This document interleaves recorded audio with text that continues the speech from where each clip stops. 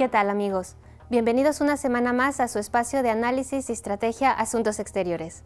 Esta semana fijamos el objetivo en el Mediterráneo, un eje fundamental para entender las relaciones diplomáticas y estratégicas de nuestro país. En unos minutos podremos hablar con el profesor David García Cantalapiedra, uno de los grandes expertos en esta región del mundo, donde conviven economías avanzadas y con importantes conflictos que se remontan a décadas. Pero antes vamos a repasar los principales asuntos que nos han ocupado esta semana.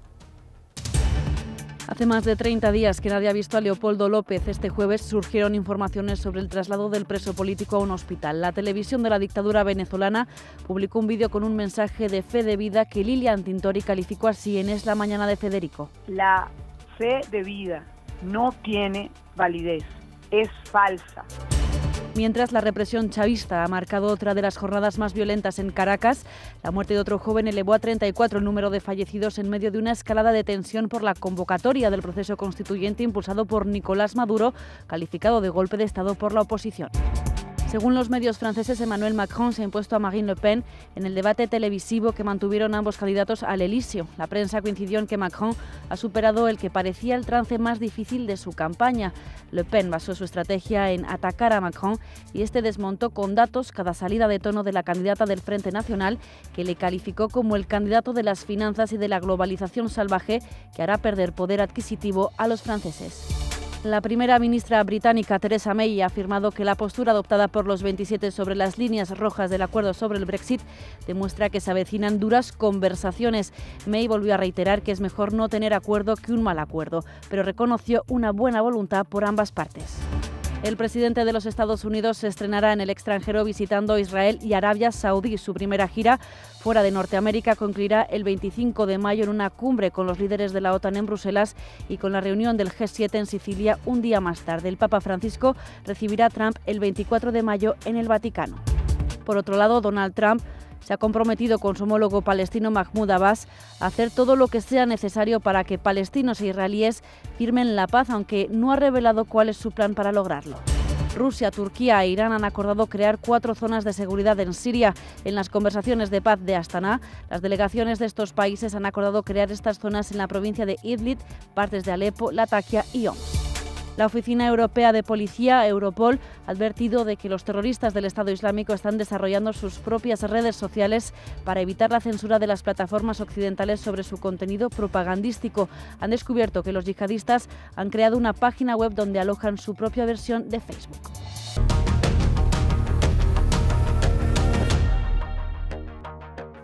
El entendimiento en materia de seguridad en el entorno del Mediterráneo es sin duda clave a la hora de garantizar un proceso estable de cooperación en terrenos como el comercial o el financiero. Definitivamente no hay desarrollo ni prosperidad sin seguridad, pero tampoco hay seguridad sin desarrollo. Lo que acontece y pueda pasar en el futuro es un tema de la máxima atención y prioridad, y aquí, en Asuntos Exteriores, nos centramos hoy en las oportunidades y amenazas que se ciernen actualmente sobre Europa y el Mediterráneo. Países de muy diferente estatus económico y con orígenes culturales muy distintos comparten el Mediterráneo como nexo de unión. La cooperación constituye el camino natural y obligado para el desarrollo de las relaciones entre los diferentes estados que pueblan toda la costa mediterránea. Prueba de ello son acuerdos como la Unión del Magreb Árabe, la Unión por el Mediterráneo o la política de vecindad de la Unión Europea. Pero junto a estos acuerdos y alianzas existen conflictos como el que se vive en el Sáhara Occidental, el conflicto en Siria o los problemas energéticos en Libia. El espíritu de colaboración se ha impulsado recientemente en la lucha contra el terrorismo y contra otras amenazas a la seguridad como el tráfico de armas o de drogas. Estas relaciones han fortalecido los lazos de la Unión Europea y su blindaje frente al flujo de personas, bienes y capitales desde los vecinos del sur del Mediterráneo. En el plano económico hay que recordar que la brecha de renta entre las riberas norte y sur llega a la proporción de 20:1 y en materia de seguridad es clave el entendimiento para garantizar un proceso estable de cooperación en terrenos como el comercial o el financiero. ¿Existe un equilibrio real entre las naciones del Mediterráneo? ¿Cuáles son las verdaderas amenazas en la región? ¿Qué desafíos plantea el terrorismo islamista en ambas orillas del Mediterráneo?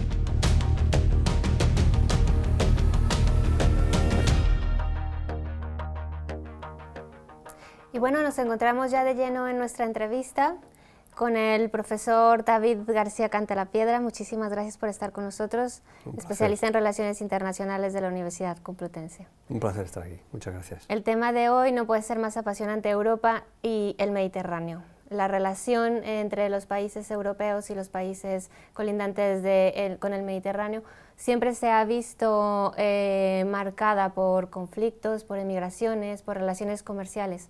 En el punto histórico en el que nos encontramos hoy mismo, ¿cuál crees que sería la principal amenaza y la principal oportunidad que tenemos ahora mismo en las relaciones?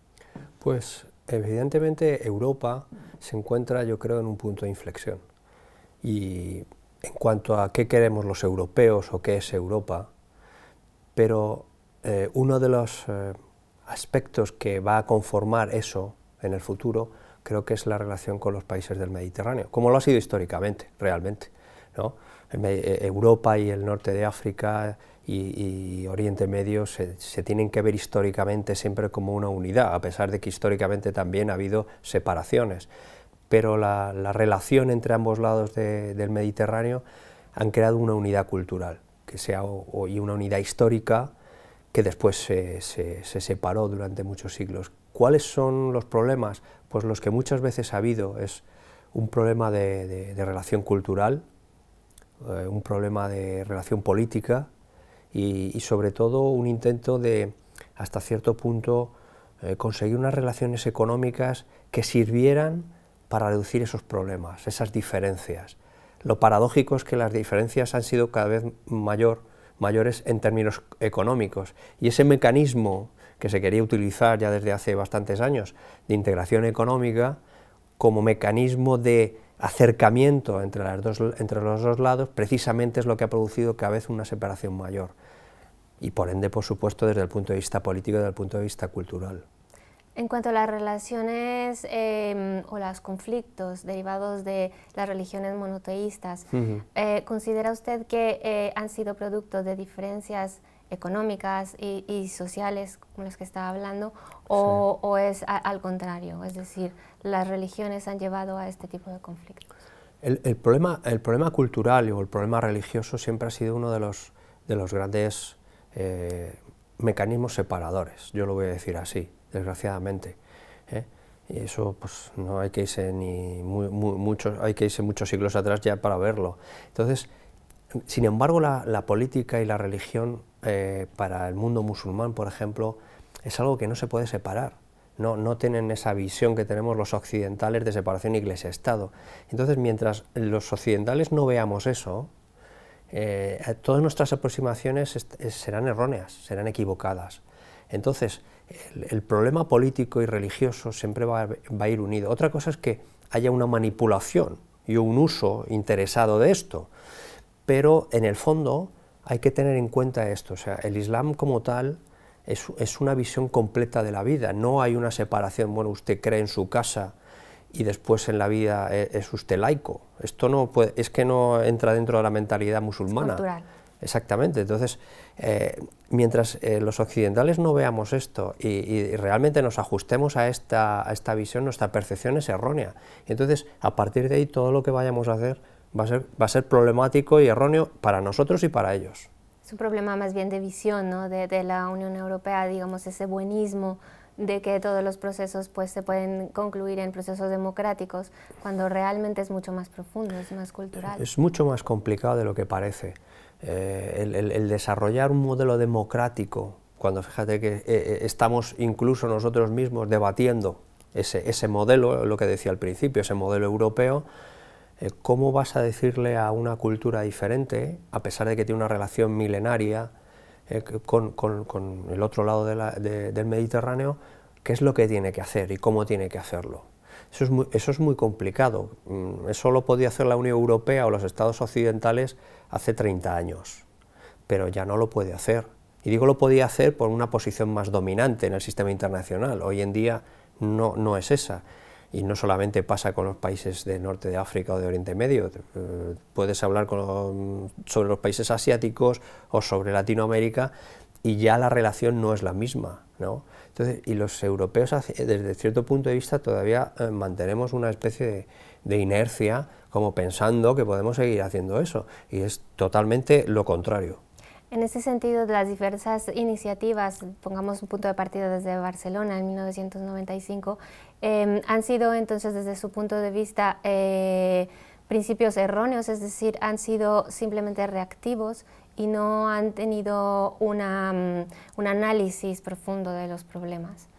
Es particularmente interesante el proceso de Barcelona, porque sí que tenía al menos una visión general muy vamos a decirlo de esa manera, en el proyecto que estábamos hablando antes, ¿no? Atraer los dos lados del Mediterráneo. Sin embargo, el gran problema que tuvo es las diferentes aproximaciones que realmente al final no conseguían sus objetivos, precisamente porque tú partías de unas premisas erróneas. Una visión, por ejemplo, la visión política y de seguridad, partía de unas relaciones bilaterales entre la Unión Europea y cada Estado. Después, las relaciones económicas se hacían a través de todos unos programas que realmente ayudaron en ciertos desarrollos económicos, pero el problema de nuevo era que no había relación entre los países, por ejemplo, del norte de África. Aunque yo creo que también otro gran problema del que casi nunca se habla es que seguimos con la idea de que el norte de África y Oriente Medio es una sola región, cuando son temas que habría que tratarlos de forma diferente. No tiene nada que ver los problemas que hay en Oriente Medio con los problemas que hay en el norte de África y en el Sahel. A pesar de que ahora veamos los movimientos terroristas y los grupos terroristas que se mueven de un sitio a otro, el tratamiento tiene que ser diferente, y ese era un gran problema en el proceso de Barcelona y los posteriores. Unías los problemas de Oriente Medio con el norte de África, y eso te inmovilizaba muchas veces. Y después el diálogo cultural, religioso, había unos topes. O sea, cuando empezabas a hablar de teología o empezabas a hablar de ciertos temas, ya no había diálogo. Es que no se puede dialogar, puede haber tolerancia, pero no diálogo en el sentido de admisión de la visión religiosa del uno y del otro, porque son religiones monoteístas que en el fondo, aunque sean las religiones del libro, en un momento determinado no tienen opciones para seguir el diálogo. Es decir, es un problema a lo mejor de base, de planteamiento, de análisis real del problema, que es más lo que decíamos antes, cultural, y ese choque a la hora de enfrentar los problemas, pues se están hablando al final idiomas diferentes. En un momento determinado sí, pero fíjate, si ves lo que estaba hablando del proceso de Barcelona, en un momento determinado es eso. ¿Cómo tú vas a meter un programa de ayuda o de diálogo en diferentes áreas bilateralmente?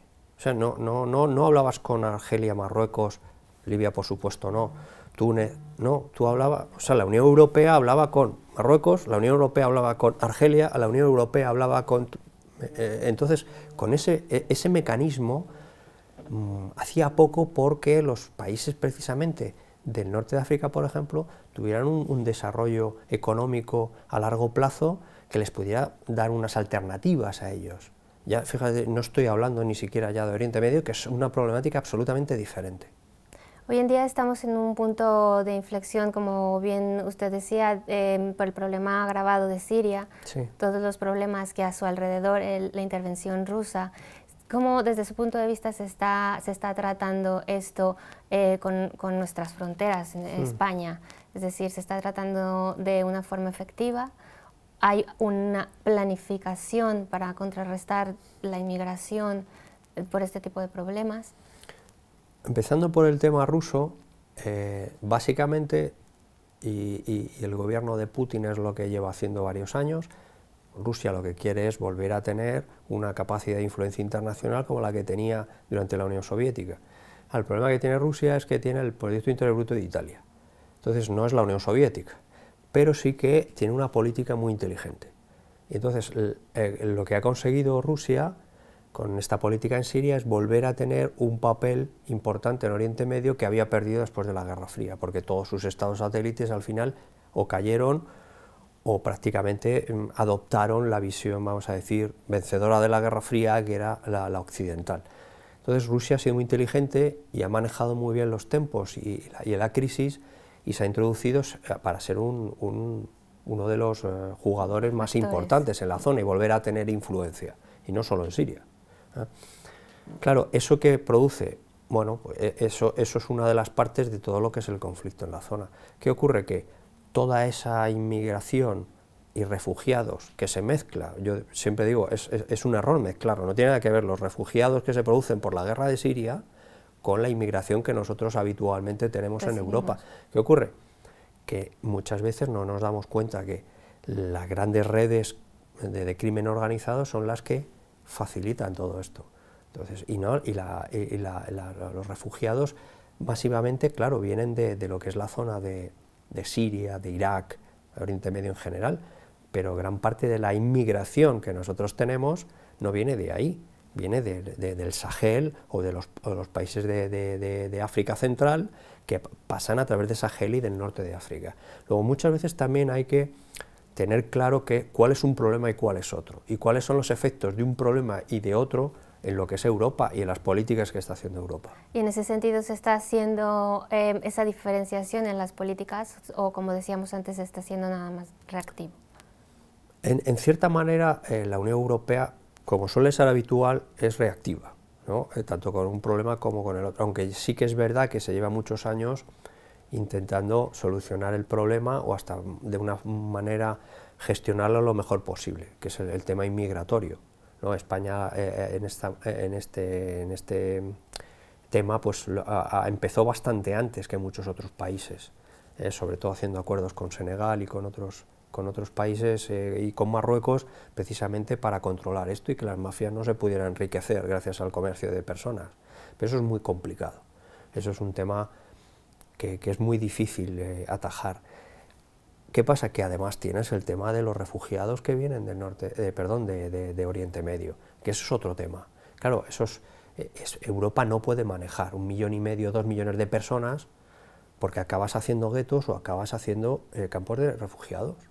Y eso hay que ser claro en decírselo a la gente. Y además, el problema es que grupos populistas, partidos populistas, van a utilizar eso en un momento en el que todavía no hemos salido totalmente de la crisis. Y además se están utilizando de los dos lados, es decir, por ejemplo, tenemos gobiernos moderados como, digamos, el de Marruecos, Túnez, que al final, aunque están haciendo un poco de tapón a todas estas corrientes radicales, tienden a influenciarse, ¿cierto? El problema, por ejemplo, que nosotros, y específicamente España, tiene con el norte de África es que nuestros intereses vitales están ahí. Marruecos y Argelia y Libia son para España probablemente con la relación con Francia o con nuestros aliados europeos la más importante como interés vital. Por ejemplo, el gas que viene de Argelia, ¿no? Claro. Si nosotros tuviéramos un corte del gas que viene de Argelia, tendríamos un problema energético tremendo, y aparte nosotros siempre hemos intentado mantener muy buenas relaciones con Marruecos y Argelia, por eso mismo, no solamente por los temas económicos y políticos, sino por los temas de inmigración. Entonces, para España, por ejemplo, o para otros países europeos, el norte de África es mucho más importante a lo mejor que lo que es los refugiados que vienen de Oriente Medio, pero Europa tiene que dar solución, Europa unida tiene que dar solución a ese tema y al otro tema, y claro, pues hay países que tienen preferencias sobre uno o preferencias sobre otro. Entonces, claro, eso es lo complicado en la Unión Europea, cómo hacer políticas comunes con recursos escasos para ambos problemas. En España específicamente, ¿se están haciendo esfuerzos en cuanto a las políticas comerciales con estos países de los que hemos hablado? ¿Se está haciendo de forma correcta desde su punto de vista? Yo creo que hasta cierto punto España y Marruecos, o España, Argelia, y ahora incluso los propios países del norte de África están abandonando esa política que hablábamos antes de aislamiento unos de otros y están empezando a tener relaciones entre ellos simplemente por problemas ya no solamente de cuestiones de terrorismo, sino también por temas económicos, y sí que estamos haciendo, yo creo, una buena política hacia Marruecos y Argelia, por ejemplo, o hacia Libia. Lo que pasa es que el papel de España es muy pequeño. Nosotros hemos perdido mucho peso en la Unión Europea, desde la crisis. Entonces, siempre quedamos un poco a remolque de las iniciativas francesas. ¿Por qué? Porque Francia es el que más interés tiene en esa zona. Solo hay que ver también la intervención francesa en Mali, ¿no? Y entonces en eso tenemos que ser conscientes también de que nosotros tenemos un papel más reducido que teníamos antes, pero que para nosotros es vital, y eso tiene que hacer que España redoble sus esfuerzos en esa zona. Entonces sí que nosotros tenemos un buen diálogo con Argelia, un buen diálogo con Marruecos, pero tendríamos que incluso impulsar más el diálogo que tiene la Unión Europea con los países del norte de África.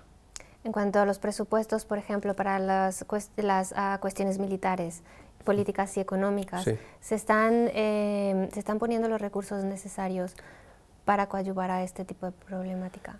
Evidentemente España pasa una época muy mala de la crisis, entonces hemos tenido, específicamente para el tema del presupuesto de defensa, pues hemos tenido unos años malísimos, ¿no? de reducir, y prácticamente lo que se ha podido hacer ha sido pagar los programas de armas a largo plazo, y poco más se ha podido hacer, ¿no?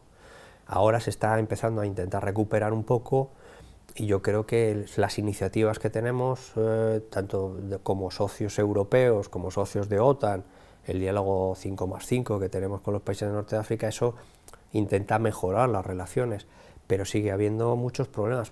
¿Por qué? Porque también estos países en el norte de África tienen movimientos integristas muy fuertes, y claro, tienen una posible inestabilidad interna bastante peligrosa a largo plazo, ¿no? No vamos a decir ahora mismo, pero sí bastante peligrosa a largo plazo. Entonces, eso para España hace que el interés sobre la estabilidad de estos países sea fundamental. David, muchísimas gracias hasta aquí nuestra entrevista. Un placer. Pero te invitamos a que pases a la tertulia, en donde podremos ahondar un poco más en estos Encantado, temas. gracias. Muchísimas gracias. Acompáñanos ahora a la tertulia.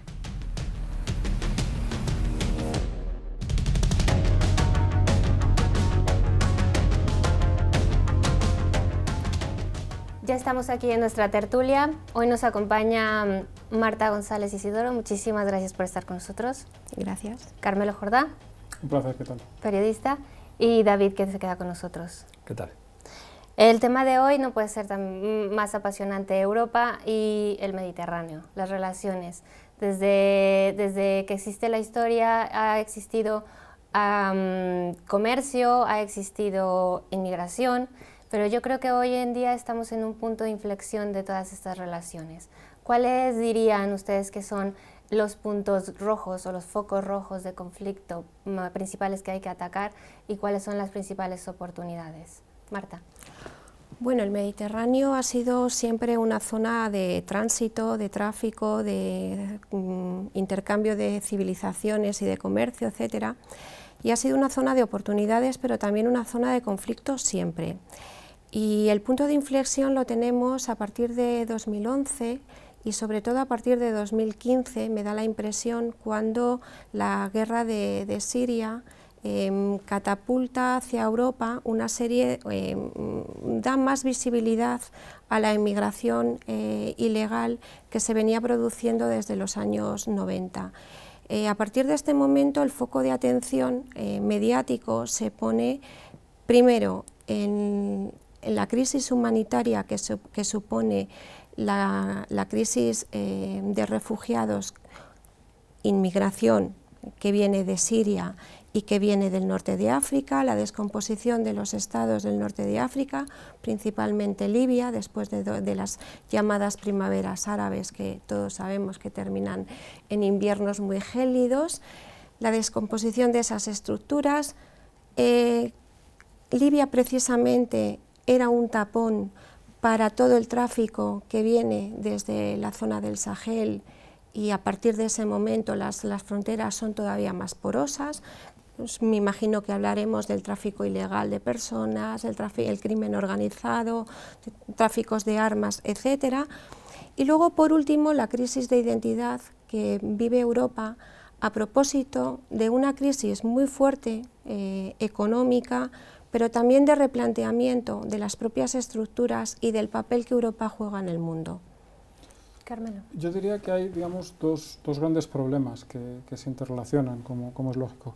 El primero es obviamente una diferencia económica brutal que en un mundo en el que esa diferencia es visible, la puedes ver a través de la televisión, la puedes ver a través de Internet, pues digamos, estás viviendo tú mal mientras ves que los demás viven bien, cosa que antes no ocurría, y por lo tanto pues eso impulsa mucho más a la gente digamos, a desplazarse, ¿no? A buscar esa vida que se les ofrece. Y luego hay no solo un problema económico, que es evidente, sino hay también un problema religioso / ideológico. Yo creo que en realidad es más ideológico que religioso, ¿no? Que es que mientras Europa, como bien decía, se está contrayendo ideológicamente y en cierto sentido no sabe encontrar su posición, no sabe definir sus valores, e incluso pues a veces dudamos de cosas tan indudables como la propia democracia, pues desde el sur, desde la otra orilla del Mediterráneo, desde otros puntos del Mediterráneo, nos llegan ideologías muy fuertes, revestidas, como decía antes, de religión, muy potentes y con un ánimo de dominación claro. Entonces nos encontramos esa doble vertiente del problema, por una parte económica, por otra parte política, casi sin serlo, de guerra, y es difícil de gestionar, ¿no? Y además lo estamos gestionando, como digo, pues desde una posición que yo creo que es ideológicamente débil, ¿no? En la que Europa pues no nos acabamos de aclarar y no sabemos qué hacer con esto. David. Yo voy a abundar un poco en el tema europeo, ¿no? Porque a mí me preocupa siempre cómo reacciona la Unión Europea ante estos temas, porque siempre es reactiva. Y yo creo que incluso las políticas que se han planteado deberían de tener más en cuenta, como he dicho antes, que una cosa son los problemas que hay o que vienen de Oriente Medio y otros los problemas que tenemos en el norte de África. Marta señala muy bien el tema de Libia, ¿no? Y el tema de Libia, claro, ha sido un crisol que ha permitido mejorar la logística, el armamento de todo grupo que pase por allí, no solamente los grupos terroristas, sino también el crimen organizado, y eso ha potenciado muchísimos de los problemas que tenemos nosotros hoy en día en el norte de África y en el Sahel, pero que a mí siempre me gusta dejar claro que una cosa es lo que pasa y otra cosa es lo que pasa en Siria y en Irak, ¿no? Que tienen una dinámica diferente, aunque relacionadas. Pero yo creo que siempre hay que tener claro eso, y eso también impide que la Unión Europea sepa muy bien a veces qué hacer, y hay una división interna en la Unión Europea, ¿no? Los países que se ocupan de ese área, los países que están más enfocados al problema que significa Rusia, y países como España o Francia que están más enfocados hacia el norte de África y el Sahel.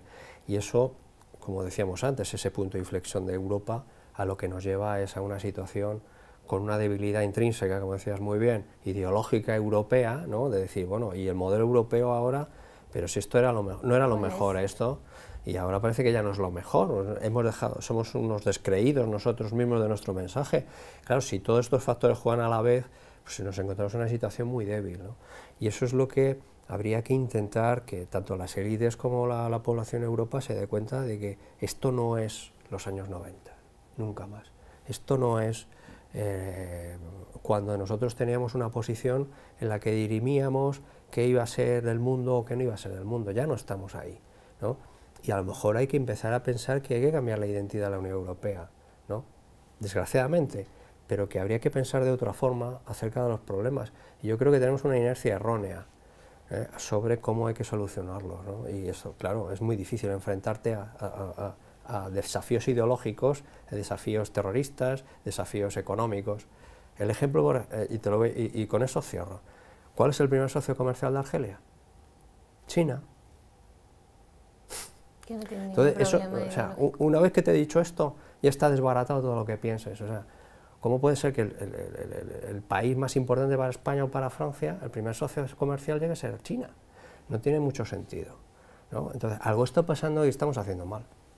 ¿De qué manera influye la religión, digamos el conflicto religioso monoteísta, por un lado el cristianismo, y por el otro lado, de qué manera esto está influyendo? Es decir, ¿es realmente un problema de religiones monoteístas o bien es un problema que se deriva de diferencias socioeconómicas de uno y del otro lado del Mediterráneo, que luego dan lugar a un radicalismo? Yo creo que la religión, o como decía antes, más una ideología travestida de religión, que es para mí lo que es el islamismo, es esencial en todo esto, porque parte, no todas, pero buena parte de esas diferencias socioeconómicas derivan de una comprensión de la sociedad completamente errónea que impide que se avance. De hecho, los países del norte de África tenían una inmensa oportunidad en su cercanía con Europa para poder mejorar a través del comercio, a través de muchas cosas, pero vemos cómo las fábricas, por poner un ejemplo que tenemos a mano, las fábricas europeas, pues a lo mejor van a Marruecos en parte, pero en muchas ocasiones se van a China, ¿no? ¿Por qué? Porque es el entorno que les ofrece seguridad y que les ofrece productividad. Es decir, sería mucho más sencillo para solucionar ese gap enorme de riqueza si no estuviese ese componente ideológico religioso que es totalitario, que es, digamos, está predicando, y nunca mejor dicho, una vuelta a una edad media a la que realmente no se puede volver, y que tiene un componente además de extrema violencia, no solo en sus representaciones, digamos, en las que es más obvio la violencia, ¿no? Como el terrorismo o el ISIS, es que es una religión que se impone de formas violentas en la calle, en muchas cosas, en muchos apartados, y a través de una presión social tremenda. Y claro, esa parte, ese conflicto, ese vivir todavía dentro de ese mare magnum, pues es una de las razones, y para mí, probablemente la fundamental, que impide que estos países se hayan acercado a un entorno de libertades, un entorno de crecimiento económico y un entorno de libertad económica, que es lo que les permitiría haberse ido acercando a esa prosperidad que vivimos en Europa, a lo mejor no igualándola, pero sí cubriendo buena parte de la diferencia. Y al final, pues lo que nos hemos encontrado es lo contrario. Incluso aquellos países que tenían, no sé, es el caso de Libia, que tenían en sus recursos naturales una oportunidad para hacerlo, pues han hecho exactamente lo contrario, ¿no? Marta. Yo añadiría, estoy de acuerdo con el análisis que hace Carmelo, pero añadiría la composición cultural y social de esos pueblos. Tenemos que diferenciar, en general, el mundo occidental conoce poco o nada el mundo árabe islámico, que no es lo mismo. El norte de África no son árabes, son bereberes, tuareg, es decir, una serie de tribus que están islamizados o se han unido al Islam como religión, pero no son árabes. Y creo que es importante el matiz, sobre todo de cara a gestionar sus propios estados de cara a la modernidad, porque lo han hecho de una forma diferente a los pueblos de Oriente Medio. Pero en cualquier caso, son sociedades tribales, son sociedades muy ancladas en una perspectiva de clan, de familia amplia, que está absolutamente alejada del concepto europeo de comunidad social y sobre todo de democracia. Nosotros miramos el norte de África y miramos Europa con los ojos occidentales. Queremos democratizar un mundo que es absolutamente imposible de democratizar porque no forma parte de su ADN. O sea, nosotros tenemos, independientemente de que seamos más religiosos o menos religiosos, nacemos, crecemos en una comunidad, en una cultura judeocristiana que hunde sus raíces en la cultura grecolatina. Eso no lo tiene el Islam. El Islam como religión no lo podemos equiparar a una religión como el cristianismo o el judaísmo, porque ya desde el punto de vista teológico, y lo ha apuntado muy bien Carmelo, parte de una imposibilidad de regeneración. Es una religión cerrada. Y de integración, ¿no? Luego, es cerrada, desde el punto de vista teológico es cerrada, no permite que se avance ni que se cuestione el libro sagrado. Nosotros, por ejemplo, tanto en el judaísmo como en el cristianismo, hemos evolucionado y hemos logrado llegar a un equilibrio entre razón y fe. En el Islam esa posibilidad no existe o se da de una manera... Y también una cierta separación del tema ahí. No hay separación entre la vida pública y la vida privada. De ahí que la ley de la Sharia, dependiendo del país que sea más aperturista o menos aperturista, va a ser más drástico o menos drástico. Por eso he hecho la diferencia entre el Magreb y Oriente Medio. Pero si a estas causas que abordábamos al principio añadimos los conflictos internos de los propios países, que son muchas veces estados fallidos en el sentido de que son países creados de forma muy artificial, rompiendo las estructuras tribales tradicionales. Si le unes que hay actores nuevos, como apuntaba David, Irán, Arabia Saudí, China, Rusia, Turquía, en la zona, y además un Islam muy radical que viene de interpretaciones ajenas a la zona, como es el salafismo wahabita, tenemos un cóctel. Claro. David. Yo es que estoy de acuerdo, por eso a mí me sorprendía cuando empiezan las primaveras árabes. Todo el mundo piensa que de pronto todo el mundo va a ser liberal, o que va a ser capaz de crear un modelo, por lo menos, de democracia al estilo occidental. Claro, si tú conoces un poco la idiosincrasia del país, pues estoy poniendo el caso de Egipto, por ejemplo, claro, tú ves las plazas en el Cairo y ves 1 millón de personas, claro, los liberales, los demócratas, que después se le va a unir otra gente, pero el país son 70 y pico, 80 millones de personas, ahora creo que son más, que después van a votar a hermanos musulmanes y a los salafistas con una mayoría absoluta tremenda en el Parlamento. Y ese es un país que está vertebrado por el ejército, es un país kemalista, básicamente desde que cae el rey, creo en los años 50, es un país kemalista. Entonces, ¿qué pasa? Pues que a los 2 años hay un golpe militar. ¿Por qué? Porque nuestras expectativas, que lo decís muy bien, o sea, cómo nosotros miramos, dice, bueno, aquí ya va a haber una democracia, en Siria va a caer Bashar, en Libia... ¿Y qué ha sido? Ha sido un desastre, porque nosotros hemos gestionado esto como si de pronto fueran a aparecer allí gobiernos democráticos, que es que no es la realidad, es que se impone unos gobiernos que además son islamistas, y además muy duras, va a variar el islamismo o la dureza del islamismo. Y entonces, claro que hay reacciones por parte de estados de la zona que no quieren que pase eso. Entonces, claro, pues a los 2 años un golpe militar en Egipto. Entonces, desde el punto de vista de las iniciativas, distintas iniciativas, hablábamos en la entrevista de Barcelona, desde Barcelona 95, que la Unión Europea ha tenido para integrar de alguna manera, tanto económicamente, culturalmente, ¿qué ha fallado? Es decir, ¿qué falla en Europa para que esta visión que ahora estamos aquí teniendo en esta mesa tan pequeña, que luego los principales actores que llevan a cabo estas iniciativas no lo vean? ¿Qué está pasando? Yo creo que hay un doble problema. El principal, lo apuntaba Marta antes, es que no entendemos lo que ocurre en esos países. Ha habido también, en el caso de las primaveras árabes, una voluntad de no entenderlo. Es decir, realmente es que no hemos querido saber de verdad lo que estaba pasando, porque la historia que nos estábamos creyendo era mucho más bonita y quedaba mucho mejor en las portadas de los periódicos, ¿no? Pero ha habido una voluntad, ha habido incluso yo diría, no sé si un retroceso de la diplomacia, de forma que realmente la diplomacia es que no se enteró de nada, ni de lo que iba a pasar, ni de lo que estaba pasando, y eso es bastante grave. Creo que tenemos también un problema de integración interno, es decir, realmente en la mayor parte de los países de Europa no se ha podido... no se ha resuelto bien la llegada de mucha gente pues que lleva viviendo entre nosotros, ya no con esta ola de inmigración de ahora, sino de antes, mucha gente que lleva viviendo entre nosotros y que al final pues parece ser que la segunda generación, la tercera generación no forman parte del país como cabría esperar, ¿no? O como pasó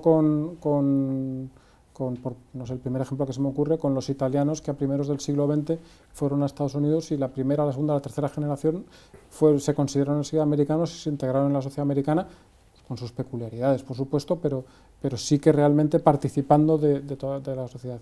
Y yo creo que a la hora de analizar todo esto, hay varios problemas. Primero ese desconocimiento y luego el que hablábamos al principio, ¿no? Que es tu propia debilidad en tus propias convicciones, en qué es lo que debes ofrecerle a esa gente, en qué modelo puedes darles y por qué ese modelo que puedes darle es mejor que lo que ellos han dejado atrás, ¿no? Entonces, a mí me parece que o sea, no hemos sabido ni a los que están aquí ofrecerles ese modelo alternativo que es el nuestro y que es mejor, no vamos a discutir ahora eso, creo, ni a los países, digamos, ribereños del Mediterráneo, los países que tienen esos conflictos, ofrecerles un modelo que probablemente no era el modelo completamente democrático exactamente igual al nuestro, porque en este momento no podía ser, pero que sí que fuese evolucionando hacia eso.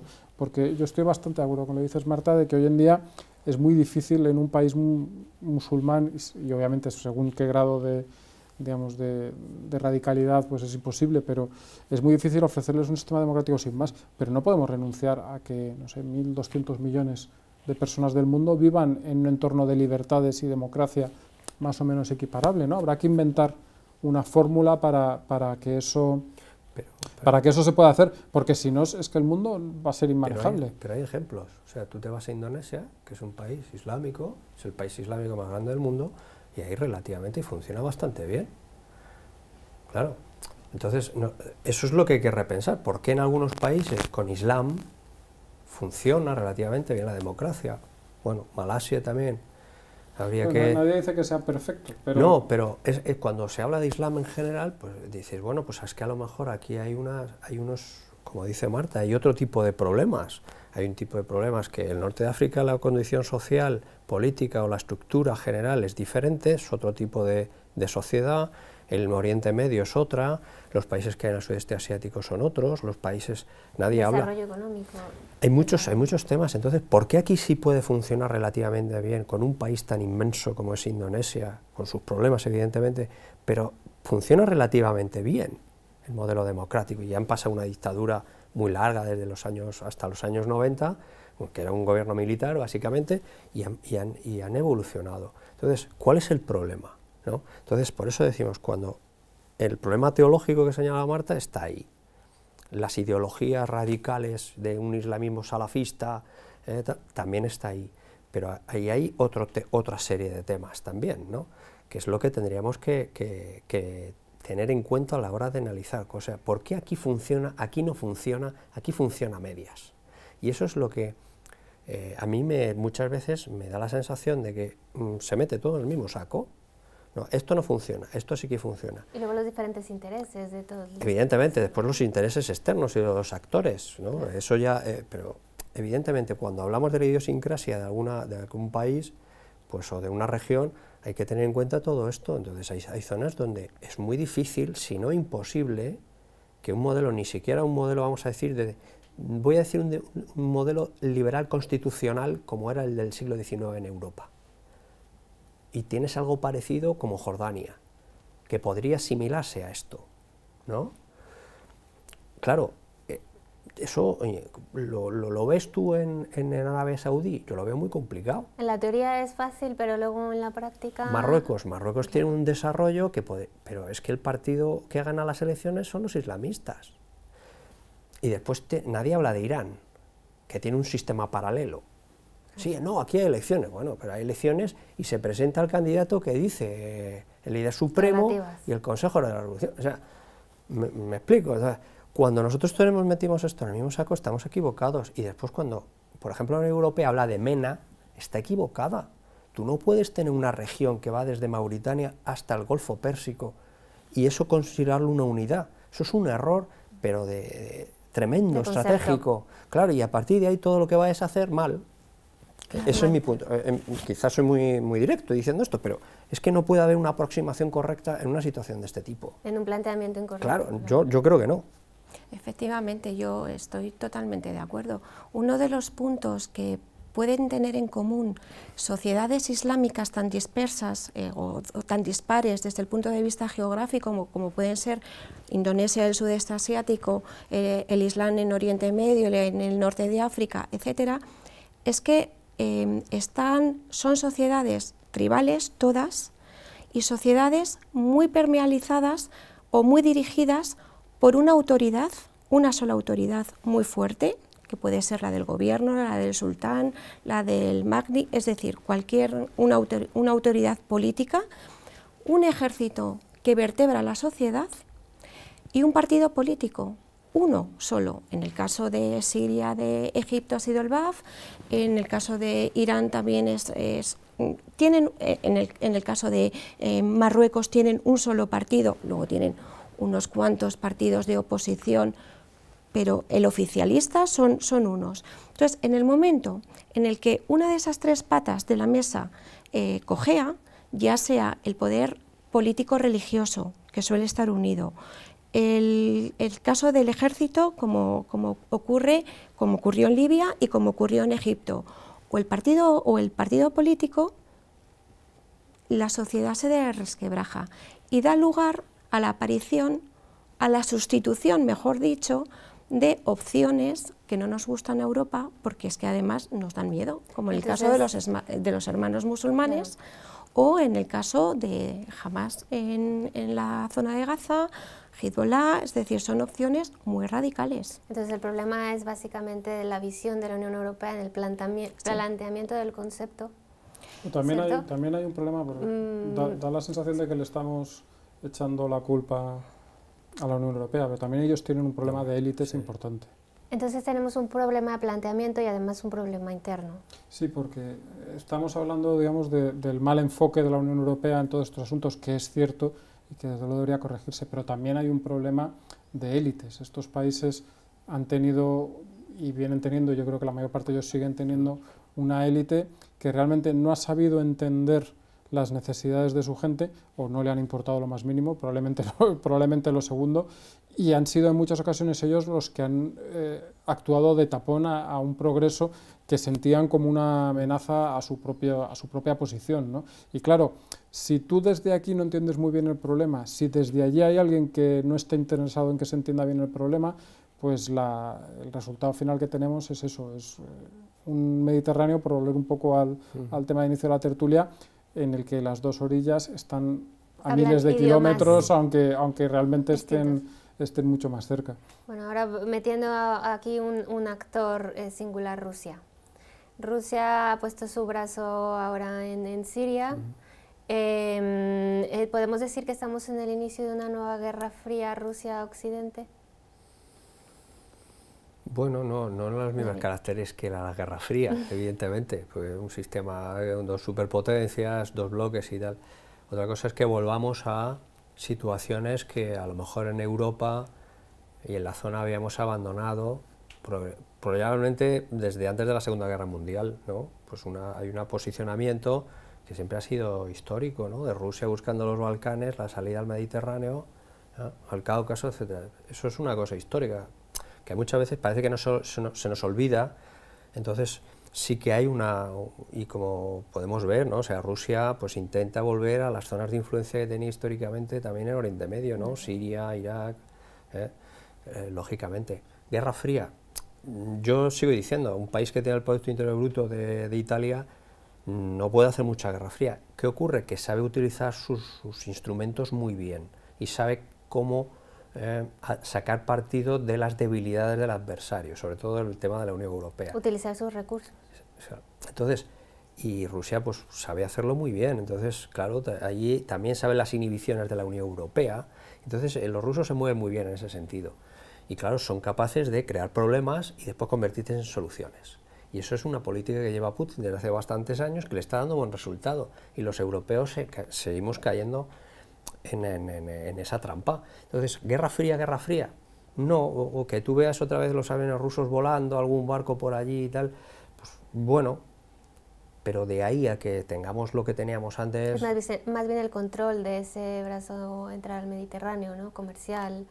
Bueno, lo que han querido siempre los rusos pues es hacerse con una serie de recursos petroleros y gasísticos en la zona, porque eso, claro, estrangula a la Unión Europea y le ayuda a mejorar sus políticas y su relación vis-a-vis con la Unión. Entonces, claro... Sí, Rusia, yo creo que el problema que tiene precisamente es que no tiene esa fuerza comercial que sí tiene, por ejemplo, China. La implantación de China en África es enorme. En Europa prácticamente no nos hemos dado cuenta de ese proceso, pero es una implantación pues a base de exportar, de comprar y vender, que es como por otra parte deben hacerse las cosas. Rusia no tiene esa posibilidad, es un país inmenso, pero con una productividad y con un PIB bastante bajo, sobre todo para la cantidad de gente que tiene y su tamaño. Pero en cambio, ¿cómo lo hace? Lo hace pues con aquello que es fuerte, que es, iba a decir, la parte militar. No solo la parte militar, sino esa mezcla de lo diplomático y lo militar, a lo que Europa efectivamente es que no estaba ya acostumbrada. Nos hemos acostumbrado a una Rusia débil desde el final de la Guerra Fría, y ahora pues esa Rusia que ya no es tan débil, o que es bastante débil, pero ha aprendido muy bien a aparentar otra cosa, pues nos pilla por sorpresa y no sabemos qué hacer con ella. Y además ha coincidido esto con un momento en el que no solo en Europa, sino también creo que en Estados Unidos no se sabía gestionar eso, ¿no? La administración Obama yo creo que no sabía cómo gestionar de nuevo esa Rusia que quería ponerse como rival, probablemente sin posibilidades reales de serlo. Y claro, pues esto es como muy sorprendente, y esa irrupción en Siria, esa ansia que tiene otra vez por intervenir en el Mediterráneo nos pilla de sorpresa. Pero bueno, habrá que ir acostumbrándose y habrá que ver qué es lo que hace también la nueva administración americana al respecto. Yo no es que tenga grandes esperanzas de que pueda ser muy efectiva, pero sí que, no sé, pues puede aportar un escenario distinto, ¿no? Pero bueno, eso está todavía por ver. Yo creo que más que una nueva Guerra Fría, es eso, la llegada de un actor al que no estábamos acostumbrados y que por ahora no sabemos cómo tratar. Marta. Volvemos al tema de la legitimidad y de la identidad. Nos encontramos con una potencia que tiene ganas de ser superpotencia, que tiene ganas de volver al escenario internacional con fuerza, que nunca ha perdido su identidad ni su fortaleza, y que aprovecha las debilidades de la superpotencia hasta este momento, después de la Guerra Fría, en la zona para recuperar territorio.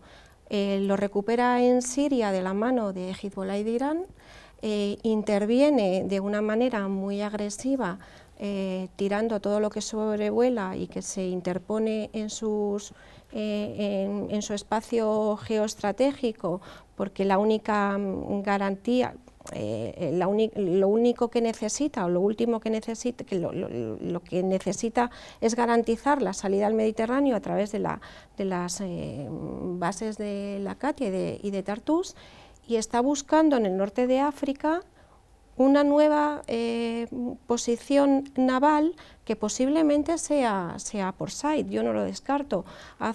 Cuando se derrocó el gobierno de Mursi, que prácticamente nadie dijo nada, porque claro, era un gobierno de los hermanos musulmanes, daba mucho miedo, y al-Sisi está más en la órbita de Occidente. Bueno, pues Estados Unidos había replegado de la zona, y enseguida al-Sisi llama a Rusia para pedirle recambio en sus capacidades militares. Y se vio el susto por parte de Estados Unidos, que volvió. Claro. Pero ahí está, y sobre todo me da la impresión de que la penetración, muy lenta todavía, pero es significativa, de Irán en el sur, en el África subsahariana, viene de la mano de Rusia también.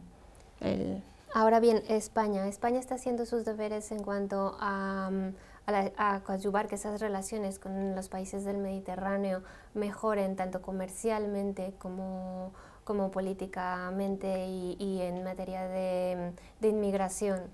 Estamos haciendo los deberes bien, tenemos las manos atadas por las políticas de los países del Mediterráneo y por otro lado las de la Unión Europea. Yo te diría que España tiene sus intereses vitales, como siempre lo sabemos, en el norte de África. Entonces, ¿qué ocurre? España queda muy debilitada por la crisis económica. Entonces, si tú además tienes una Unión Europea un poco en desarraigo, porque la Europa en ese sentido, y además, aparte de su debate interno, claramente está dividida en dos, los países que vienen hacia el este, los países que vienen hacia el sur. Si tú tienes esa situación, una posición más débil de España, y una capacidad empeorada de realizar políticas en el norte de África a través de la Unión Europea. ¿Por qué? Precisamente por todos estos problemas. Entonces, si tú has hecho una europeización de tu política exterior, entonces tu capacidad de acción en el norte de África será menor. Aparte que España siempre tuviera su propia política, evidentemente, hacia Marruecos y Argelia, por ejemplo, que siempre han sido puntales de la política exterior de España. Y siempre han intentado mantener muy buenas relaciones por toda la serie de intereses que tenemos allí y por las relaciones que tenemos con los dos países. ¿Qué ocurre? Que claro, si tú tienes una situación en la que no convences del todo a tus socios, hay pocos recursos y encima pues tienes la situación interna que tienes en la Unión Europea, que se te van los británicos, que no sabes qué va a pasar en Francia, que... ¿Me explico lo que quiero decir? Entonces, esto es muy complicado y países del este pues que ven a Rusia, se fijan en Rusia y no están tan interesados en el norte de África. Entonces, eso es un problema para España. Aunque hagas muy bien tus deberes, las capacidades que tienes son las capacidades que tienes. No, mi sensación es que España no está haciendo los deberes porque en general España no tiene política exterior. Básicamente no se ha considerado una prioridad. Cuando se consideró una prioridad de algún modo hace unos años era de una forma muy errática y básicamente equivocada de lo que debía ser, y no estamos teniendo pues eso, una definición clara de prioridades, de aliados. No estamos aprovechando una situación que efectivamente es de desconcierto, pero en la que a lo mejor pues en asuntos como el norte de África tú podías influir más porque eres el que está ahí y eres el que lo conoces. Incluso, si me permitiréis la medio broma, pues tienes la tradicional amistad con los pueblos árabes, ¿no? Entonces que podías haber sido un puntal, y de hecho tienes buenas relaciones con algunos países, como es el caso de Marruecos. No se ha aprovechado porque es que no hay realmente un interés de la política exterior, y la política exterior que se hace es, en la mayor parte de los casos, y me gustaría equivocarme, pero creo que no es así, reactiva a problemas concretos. Es decir, cuando surge un problema se trata de solucionar, pero no se establecen líneas a largo plazo, y digamos, en cosas tan complejas como las que estamos tratando y que son problemas tan complicados, lo único que te podría ayudar son líneas muy claras a largo plazo que te permitiesen una política, que te permitiesen tener, claros cuáles son tus aliados y ayudarles y, digamos, llevarles de la mano y convencer un poco a la Unión Europea de la necesidad de esas cosas, y eso pues no lo estamos teniendo. Muchísimas gracias por estar aquí con nosotros, Marta. Muchas gracias. Carmelo, Un placer. David, Un placer. ha sido un placer, espero volverlos a ver en nuestras tertulias. Gracias. Y muchísimas gracias a ustedes por estar aquí con nosotros en Asuntos Exteriores. Los invito a que nos vean el próximo viernes en punto de las 22 horas por el 125 de Movistar Plus o en nuestra página.